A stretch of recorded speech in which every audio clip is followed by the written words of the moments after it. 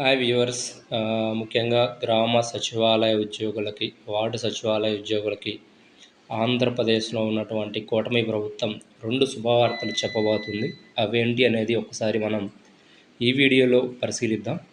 ముఖ్యంగా గ్రామ సచివాలయ ఉద్యోగులు, వార్డు సచివాలయ ఉద్యోగులు గత ప్రభుత్వ హయాంలో చాలామంది కూడా ఉద్యోగ సంఘాల ద్వారా ప్రభుత్వాన్ని యూనిఫామ్ రద్దు చేయండి రిక్వెస్ట్ ఇవ్వడం జరిగింది. కానీ గత ప్రభుత్వం పట్టించుకున్న పాపాన పోలేదు.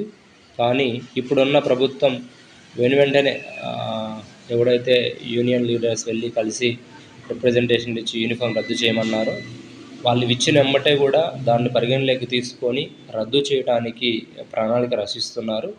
ఇది మేబీ అనదర్ 1 or 2 monthsలో యూనిఫామ్ రద్దు అవుతున్నట్లు ఒక క్లియర్ కట్ సర్క్యులర్ కానీ జీవో కానీ ఇవ్వటం జరుగుతుంది ఫ్రమ్ నీ డిపార్ట్మెంట్ నుండి. అలానే రెండోది చూసుకుంటే ట్రాన్స్ఫర్స్, జిఎస్డబ్ల్యూఎస్ ఎంప్లాయీస్కి ట్రాన్స్ఫర్స్ అనేవి లాస్ట్ ఇయర్ జరిగినప్పుడు చాలామంది ట్రాన్స్ఫర్స్ విల్లింగ్గా ఉన్నవారు వెళ్ళారు. ఇక కొంతమంది విల్లింగ్గా ఉన్న వాళ్ళకి అవకాశం లేదని వాళ్ళు ఎప్పుడు ఇస్తారా అనేది చూస్తూ ఉన్నారు. ఇప్పుడు గవర్నమెంట్ దీని మీద కూడా ఒక అప్డేట్ అనేది ఇవ్వబోతుంది. ఏంటంటే సచివాలయ ఉద్యోగులందరూ కూడా ప్రభుత్వ ఉద్యోగులే కాబట్టి వీళ్ళకు సపరేట్గా ఎటువంటి ట్రాన్స్ఫర్స్ ఇవ్వాల్సిన అవసరం లేదు.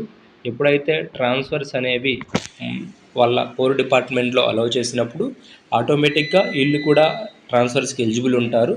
మినిమం క్రైటీరియా గైడ్లైన్స్తో వీళ్ళకి కూడా ట్రాన్స్ఫర్స్ ఇవ్వడానికి గవర్నమెంట్ విల్లింగ్గా ఉన్నట్టు తెలుస్తుంది. దీనికి సంబంధించిన గైడ్లైన్స్ కూడా 1 నెలలోపు రావటం జరుగుతుందని మనకు ఇన్ఫర్మేషన్ అయితే రావటం జరిగింది.